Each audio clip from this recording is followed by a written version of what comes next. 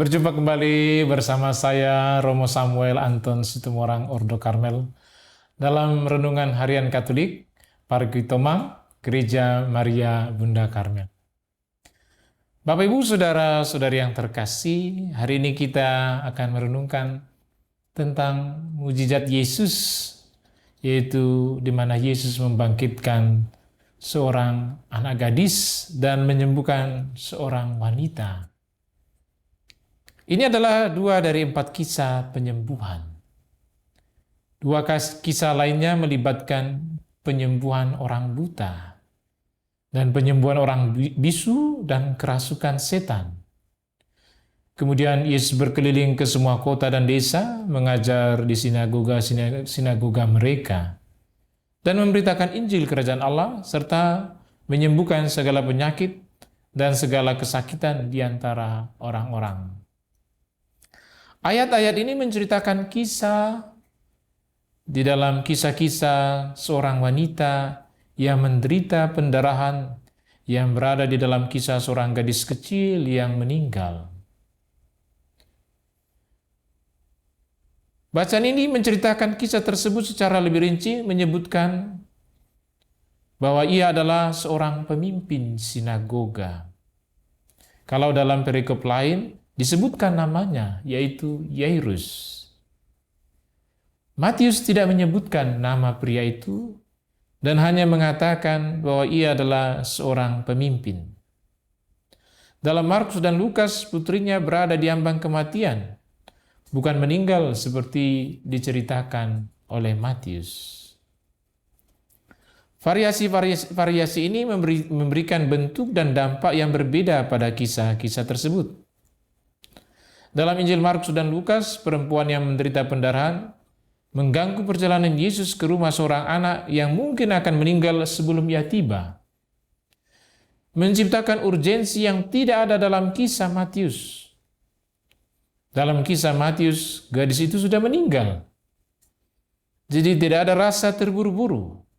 Selain itu, dalam Injil Matius, sang ayah mengakui iman akan kebangkitan. Anak perempuanku baru saja meninggal, tetapi datanglah dan letakkanlah tanganmu atasnya, maka ia akan hidup. Perhatikan bahwa kata tangan adalah tunggal. Sang ayah percaya bahwa bahkan sentuhan Yesus yang paling ringan pun akan mengembalikan kehidupan putrinya. Bapak Ibu Saudara-saudari yang terkasih, kisah gadis kecil dan wanita ini memiliki kesamaan yang menarik. Keduanya disebut sebagai anak perempuan. Dan kedua-duanya dipulihkan setelah orang-orang mencari pertolongan Yesus. Wanita itu telah sakit selama 12 tahun. Dan gadis kecil itu pun juga berusia 12 tahun. Baik wanita maupun gadis kecil itu telah terisolasi dari masyarakat normal karena kondisi fisik mereka. Hukum Yahudi melarang menyentuh wanita yang sedang menstruasi dan juga melarang menyentuh mayat.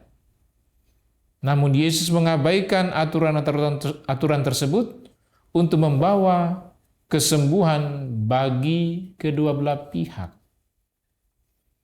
Kedua kisah tersebut melibatkan perempuan.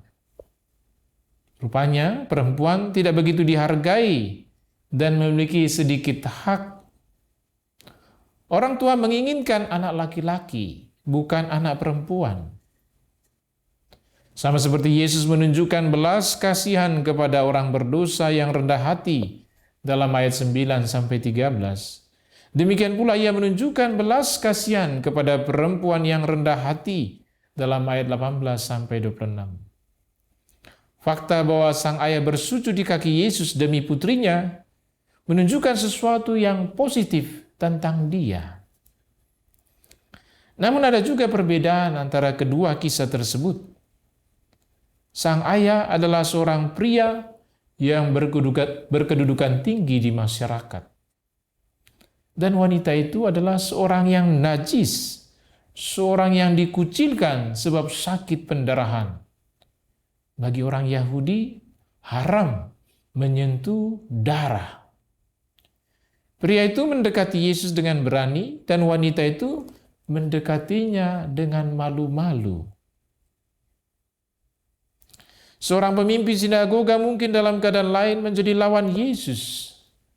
Namun pada saat ini, para pemimpin agama telah mulai mencap Yesus sebagai seorang bid'ah. Namun pada saat kematian putrinya, ayah ini siap untuk mengulurkan tangan kepada siapapun yang menawarkan harapan. Dalam kesedihannya ia berdoa agar nabi muda ini dapat membalikkan tragedi kematian putrinya.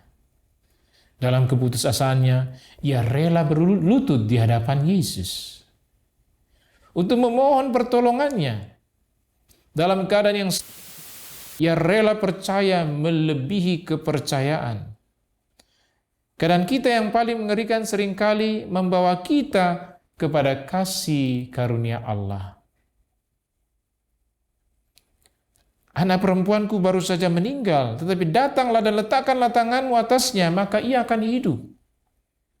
Sang ayah menunjukkan iman yang besar saat mendekati Yesus.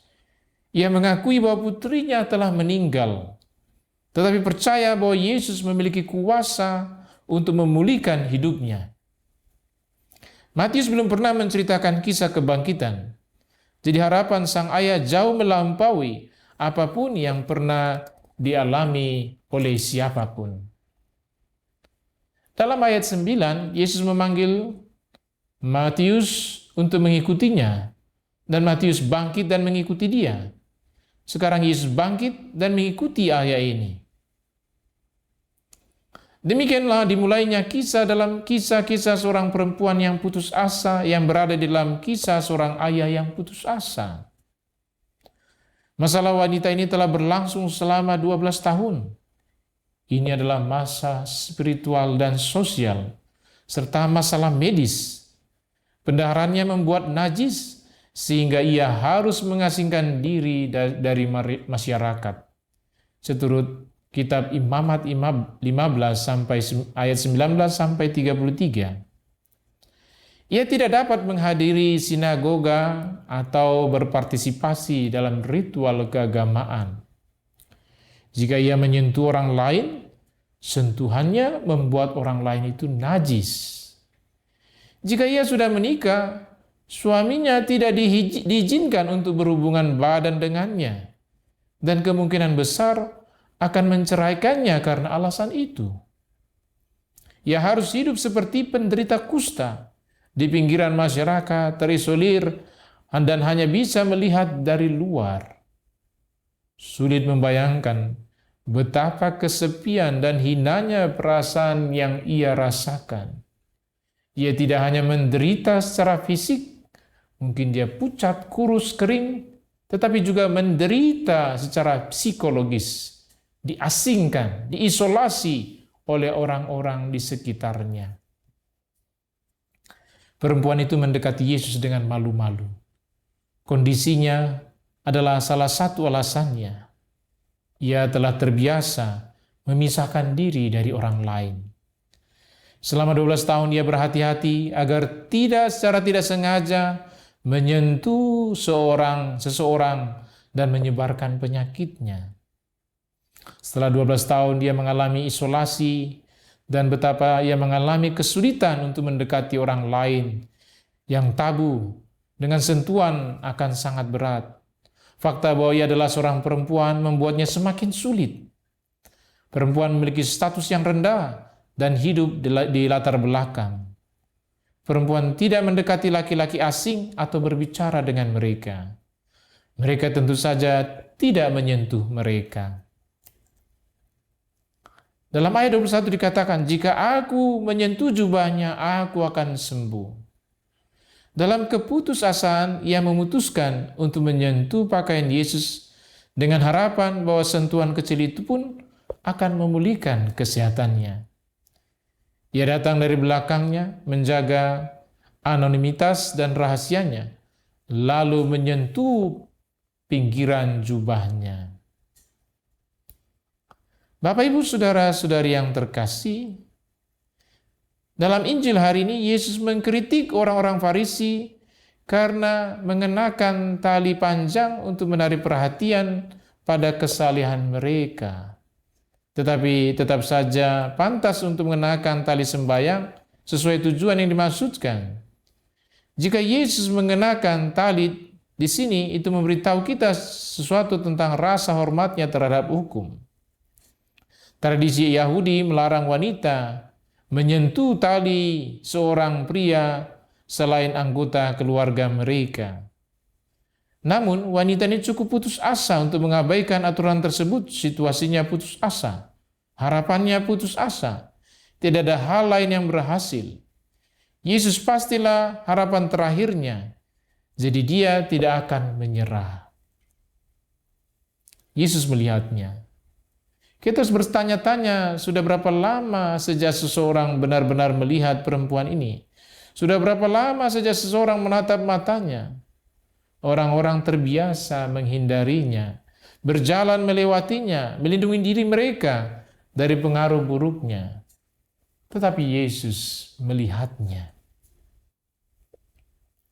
Anakku, tabahlah, imanmu telah menyelamatkanmu.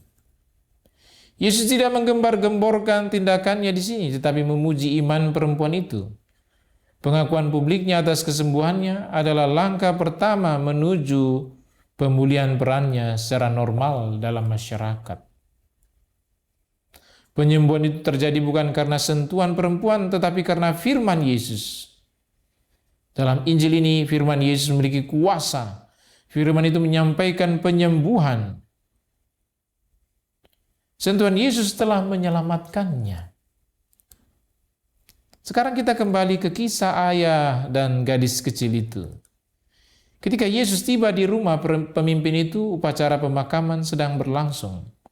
Para pemain seruling sedang bermain dan orang banyak membuat keributan.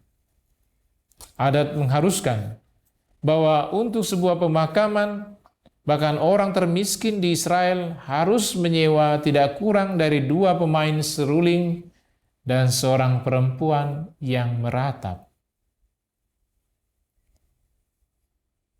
Jika Yesus menginginkan pujian publik, Ia akan mengundang orang banyak masuk ke ruangan itu. Tetapi Yesus malah berkata, gadis itu tidak mati, melainkan hanya tidur. Ia peka terhadap kebutuhan gadis kecil itu untuk terbangun di ruangan yang tenang. Orang banyak menertawakan Yesus karena mereka tahu bahwa gadis itu telah mati dan mengira bahwa ia akan mempermalukan diri sendiri. Ironisnya, tawa mereka justru menegaskan kematian gadis itu. Tetapi setelah orang banyak itu keluar, ia masuk dan memegang tangan perempuan itu. Dengan menyentuh mayat, Yesus menjadikan dirinya najis secara ritual. Walaupun ia sudah najis karena disentuh oleh perempuan yang menderita pendarahan itu. Dan gadis itu pun bangkit. Kisah ini mengingatkan kita pada pemulihan hidup seorang anak oleh Elia dan pemulihan hidup anak lain oleh murid Elia bernama Elisa. Kita dapat yakin bahwa orang banyak ini yang terdidik dengan baik dalam kitab suci akan menghubungkan kejadian ini dengan kisah-kisah tersebut. Mereka akan mengerti bahwa Elia dan Elisa bertindak dengan kuasa Allah. Maka Yesus jelas melakukan hal yang sama. Bapak, Ibu, saudara-saudari yang terkasih dalam Kristus, apa yang bisa kita renungkan dari bacaan Injil hari ini? Kisah kebangkitan yang dialami oleh putri Yairus mengingatkan kita bahwa Yesus dapat membangkitkan orang mati.